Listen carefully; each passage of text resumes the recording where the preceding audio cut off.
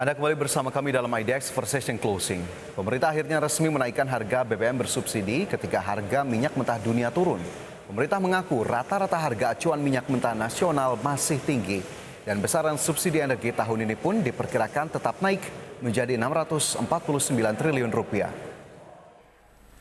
Dan saat ini pemerintah harus membuat keputusan dalam situasi yang sulit. Ini adalah pilihan terakhir pemerintah, yaitu mengalihkan subsidi BBM. Sehingga harga beberapa jenis BBM yang selama ini mendapat subsidi akan mengalami penyesuaian. Pemerintah akhirnya mengumumkan kenaikan harga BBM bersubsidi secara resmi. Harga Pertalite naik menjadi Rp10.000, harga solar menjadi Rp6.800 dan Pertamax naik menjadi Rp14.500 per liternya. Kenaikan ini pun langsung menuai pro dan kontra di tengah masyarakat. Terlebih, keputusan kenaikan harga BBM ini diambil saat harga minyak mentah dunia mengalami penurunan. Menteri Keuangan Sri Mulyani menegaskan meski harga BBM dinaikkan, subsidi energi hingga akhir tahun ini diperkirakan tetap membengkak hingga Rp649 triliun. Tidak ada yang menginginkan harga BBM naik, karena naiknya harga BBM ini akan memicu efek domino yang membuat pusing semua level masyarakat. Masyarakat bawah hingga pemerintah. Kenaikan BBM akan memicu kenaikan harga yang akan memusingkan masyarakat. Tetapi di sisi lain, kenaikan BBM ini juga akan menekan daya beli yang bisa memperlambat pertumbuhan ekonomi. Dan dalam konteks ini pemerintah yang akan pusing. Meski demikian, pro dan kontra di balik kenaikan ini tak bisa dihindarkan. Kalangan buruh mengancam akan unjuk rasa. Pengemudi ojek online minta tarif ojol segera dinaikkan sebagai konsekuensi dari kenaikan harga BBM. Kenaikan yang tidak bisa dihindari ini harus menjadi pil pahit yang harus kita rasakan semua.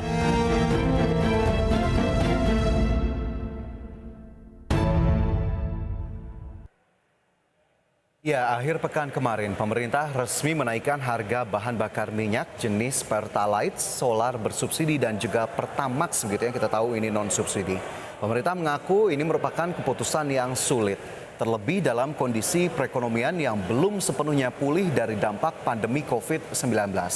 Banyak pihak yang mendukung keputusan pemerintah, tapi juga di saat yang sama tidak sedikit yang menolak.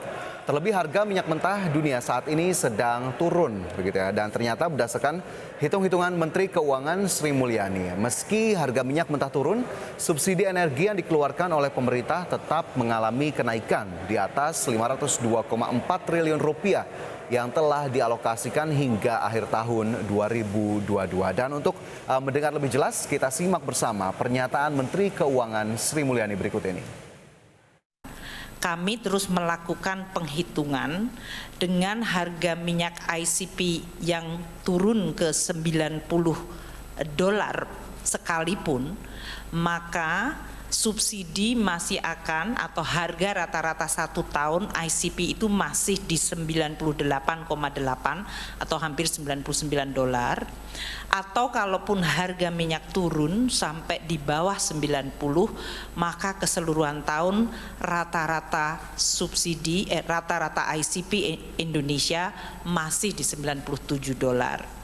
Nah, dengan perhitungan ini, maka angka kenaikan subsidi yang waktu itu sudah disampaikan di media dari 502 triliun tetap akan naik, tidak menjadi 698 namun 653 triliun kalau harga ICP adalah rata-rata 99, yaitu tadi turun ke $90 sampai Desember. Sedangkan kalau harga ICP di 85 sampai Desember, maka kenaikan subsidi akan tetap yaitu 502 triliun menjadi 640 triliun.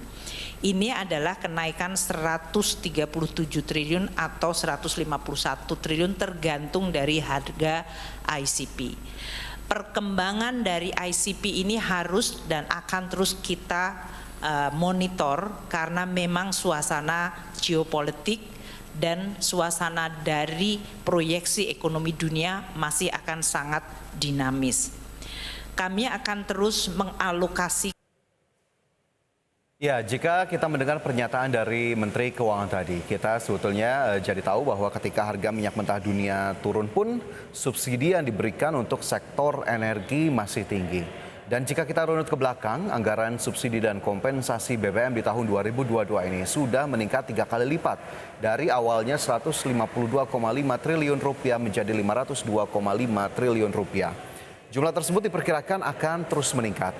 Bahkan seperti yang sudah kita dengar tadi dari pernyataan Menteri Keuangan Sri Mulyani, meski harga minyak mentah dunia turun, subsidi energi diperkirakan masih di atas 600 triliun rupiah. Dan pemirsa, ironisnya 70% subsidi tersebut justru dinikmati oleh golongan masyarakat yang mampu. Karena itulah pemerintah memilih menaikkan harga BBM. Meski demikian, pemerintah sangat sadar bahwa dampak kenaikan harga BBM ini akan memicu terjadinya peningkatan inflasi, penurunan daya beli dan menambah angka kemiskinan. Ya, tidak hanya itu, kenaikan BBM juga akan memicu terjadinya penyesuaian tarif transportasi. Karena itulah pihak organisasi angkutan darat atau Organda meminta pemerintah segera memberikan dan menetapkan pedoman penyesuaian tarif untuk berbagai moda angkutan jalan kelas ekonomi sesuai tingkatan. Begitu juga dengan pengemudi ojek online yang menuntut ada penyesuaian tarif pasca kenaikan harga BBM ini. Pasalnya, rencana kenaikan tarif ojek online yang sebelumnya dilakukan ditunda oleh pemerintah dengan beberapa pertimbangan. Dan tentunya selain sektor transportasi, masih banyak sektor-sektor lain yang akan melakukan penyesuaian. Dan lagi-lagi, masyarakatlah yang pada akhirnya akan terbebani. Karena sebelumnya masyarakat sudah terbebani akibat kenaikan sejumlah bahan pangan. Lantas bagaimana upaya pemerintah mengantisipasi hal ini? Kita simak tayangan berikut ini.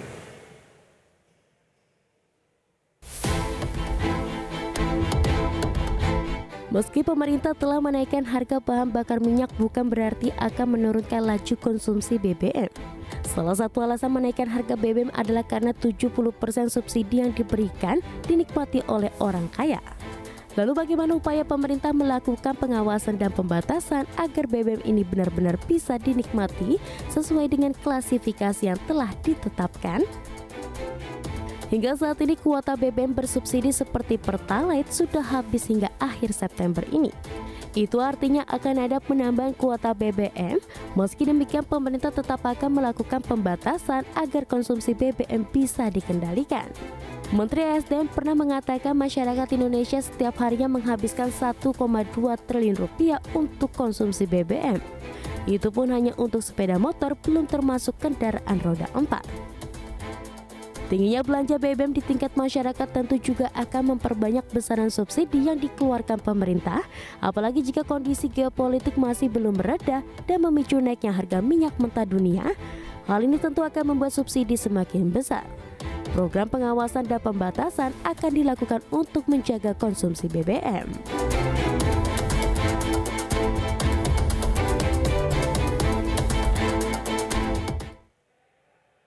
Ya, seperti yang sudah kita bahas di awal tadi, keputusan pemerintah menaikkan harga BBM bukanlah keputusan yang tanpa konsekuensi.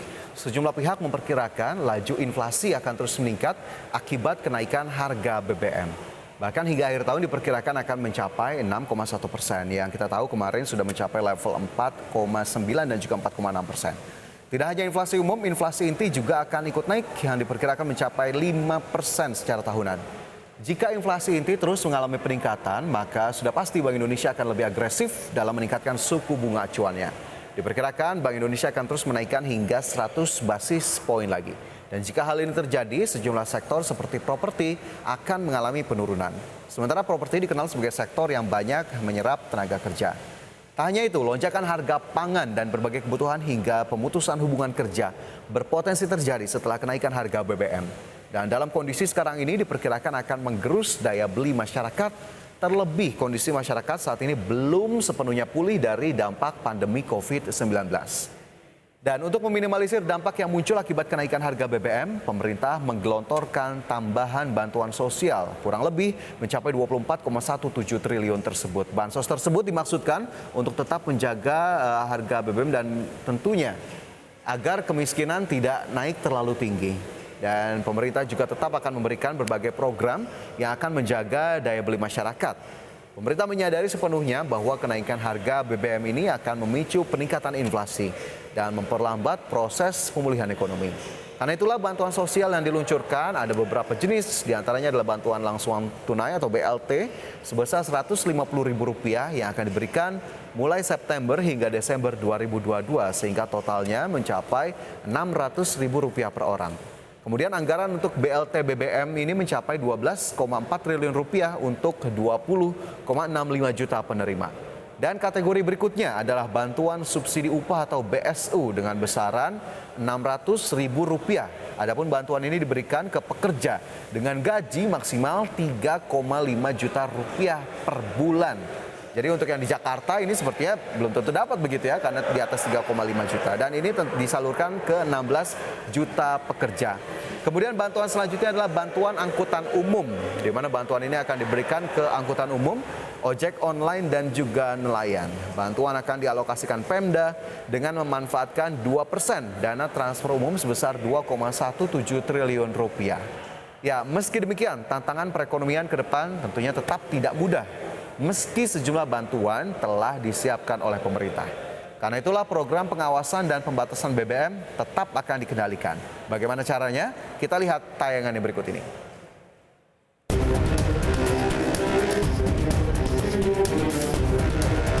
Kenaikan harga pangan memang menjadi pil pahit yang harus kita telan bersama. Pasalnya kenaikan harga BBM ini pasti akan diikuti dengan kenaikan sejumlah harga pangan. Dengan ketika kenaikan pangan terjadi, maka kenaikan inflasi pun menjadi hal yang tak terhindarkan. Bahkan hingga akhir tahun ini kenaikan inflasi diperkirakan mencapai 6%. Bank Indonesia memang juga melakukan berbagai upaya untuk menekan angka inflasi ini dengan cara menaikkan suku bunga acuan. Beberapa waktu lalu Bank Indonesia telah menaikkan suku bunga acuan 25 basis poin menjadi 3,75%. Diperkirakan Bank Indonesia kembali akan menaikkan suku bunga acuan untuk menjaga inflasi. Pertanyaannya bagaimana menjaga daya beli di masyarakat? Untuk menjaga daya beli, pemerintah mengalokasikan bantuan sosial sebesar Rp24,17 triliun. Sebuah angka yang tentu tidak sedikit. Agar pertumbuhan ekonomi tetap terjaga, dari sini kita bisa melihat menaikkan harga BBM atau tidak tetap ada kos yang harus dikeluarkan oleh pemerintah. Dan APBN tetap harus dijaga agar defisit APBN tidak terlalu besar.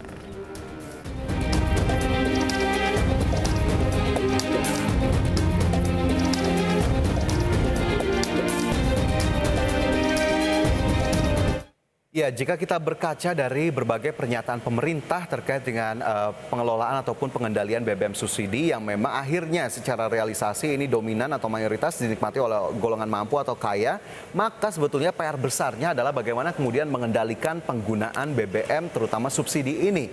Jadi yang memang PR utamanya adalah bagaimana kemudian melakukan pembatasan dan yang berhak mendapatkan adalah orang-orang dengan kategori yang memang seharusnya mendapatkan BBM subsidi.